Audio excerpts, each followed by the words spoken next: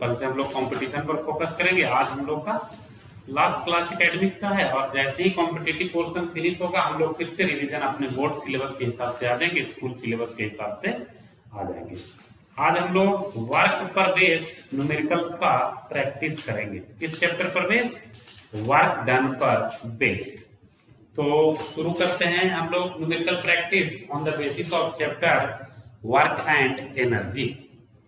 The kinetic energy of an object of mass m, the kinetic energy of an object of mass m, kinetic energy of an object, the kinetic energy of an object of mass m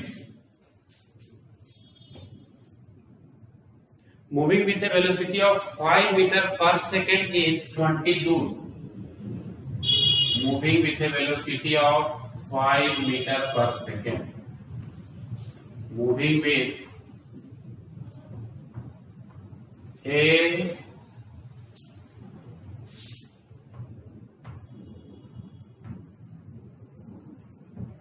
velocity of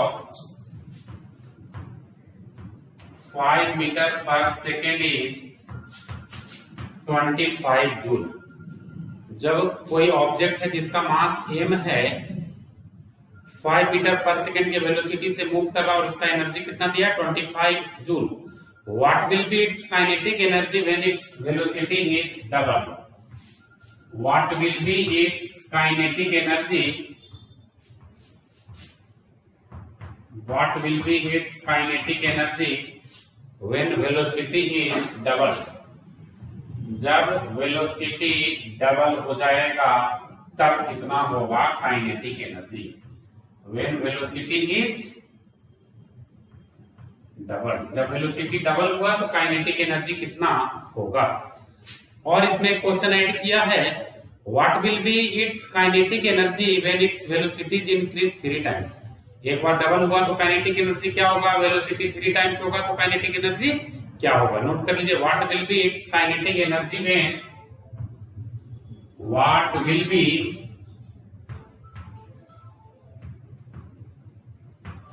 it's kinetic energy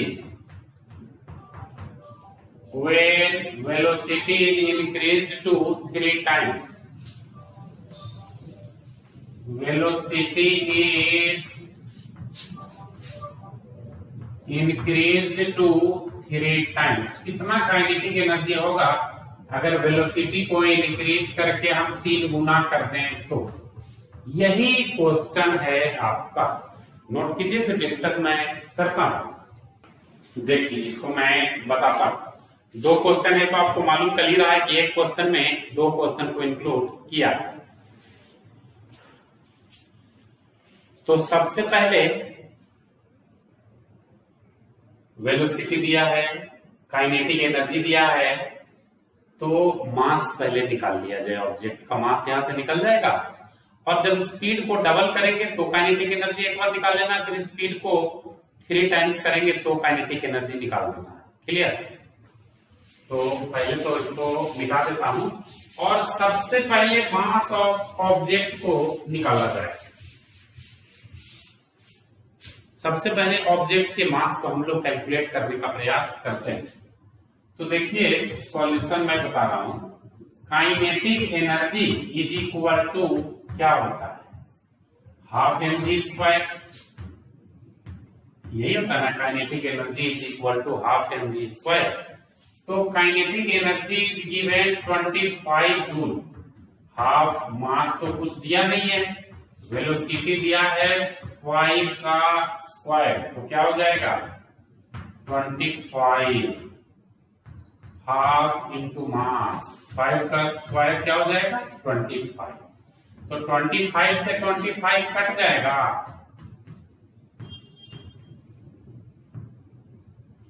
मास कितना आ जाएगा?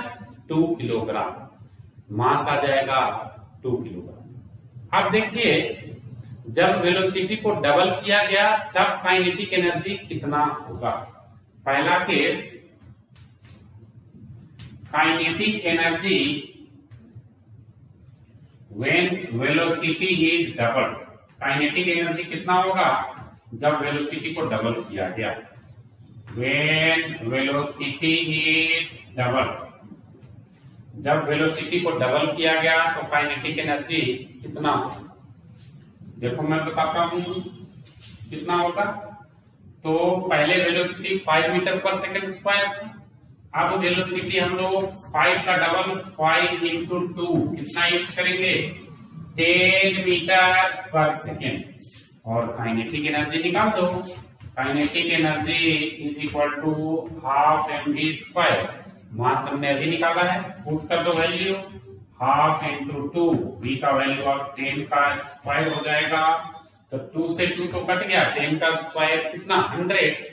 तो जब velocity को double किया गया तो kinetic energy कितना आ गया 100 जूल। अच्छा दूसरी बात,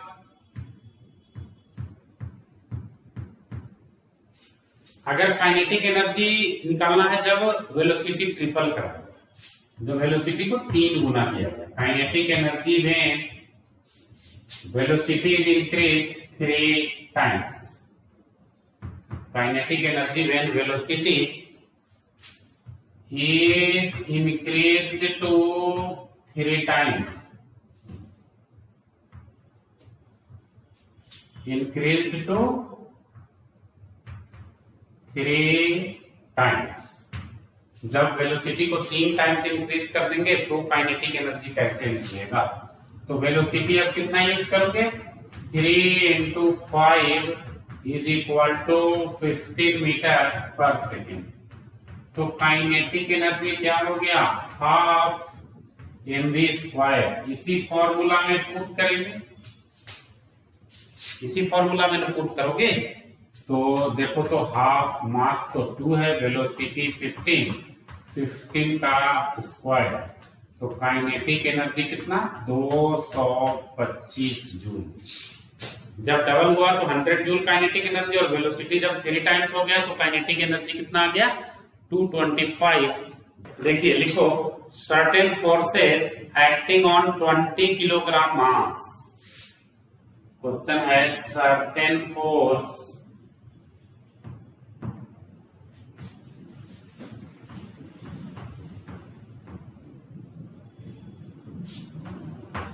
acting on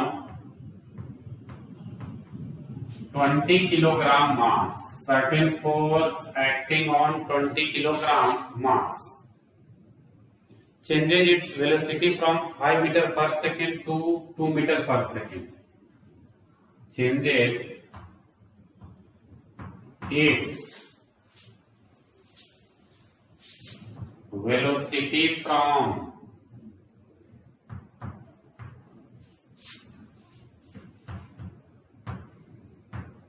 5 meter per second to 2 meter per second। Calculate the work done by force. तो करा फोर्स के कारण वर्क डन क्या होगा निकालिए। Calculate the work done by force, calculate the work done by force. Force के कारण जो वर्क डन होगा वो हम लोग को निकालना है कब, जब वेलोसिटी 5 मीटर पर सेकंड से 2 मीटर में चेंज करा। तो फर्स्ट केस में 5 मीटर पर सेकंड पर हम लोग काइनेटिक एनर्जी निकाल देते हैं, और सेकंड केस में 2 मीटर पर सेकंड पर काइनेटिक एनर्जी निकाल देते हैं, और वर्क डन बाई फोर्स बराबर चेंज इन काइनेटिक एनर्जी होता है। कॉन्सेप्ट क्या लगेगा यहाँ पर, work done by force is equal to change in kinetic energy, work done by force is equal to change in kinetic energy, work done by force is equal to change in kinetic energy। देखो सबसे पहला case में निकालते हैं kinetic energy का, जब velocity 5 metre पर second है तब क्या हो जाएगा kinetic energy 1/2 into M into V square, 1/2 M 20 है और वेलोसिटी 5 का स्क्वायर 25, तो मल्टीप्लाई कीजिएगा तो काइनेटिक एनर्जी फर्स्ट केस में 250 जूल आ रहा है। केस 2 में निकाल लिया जाए कि काइनेटिक एनर्जी क्या होगा। तो देखो केस 2 में काइनेटिक एनर्जी फॉर्मूला तो वही हाफ इंटू मास, मास है कितना है 20 किलोग्राम, और वेलोसिटी ऑफ 5 ना यूज करके 2 मीटर पर सेकेंड स्क्वायर, ये कितना आ जाएगा काइनेटिक एनर्जी 40 जूल आ गया। Work done by force is equal to change in kinetic energy, तो चेंज इन काइनेटिक एनर्जी कितना 250 माइनस 40 जूल। मैंने बताया ऊपर लिख दूं क्वेश्चन लिखा करके।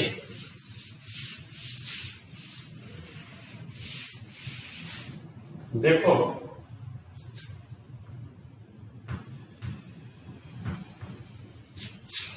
Work done is equal to change in kinetic energy. Change in kinetic energy कितना 250 माइनस 40 यानी 210 जूल। आपका आंसर कितना आ गया 210 जूल। नोट कीजिए। तो नेक्स्ट क्वेश्चन की ओर चलते हैं।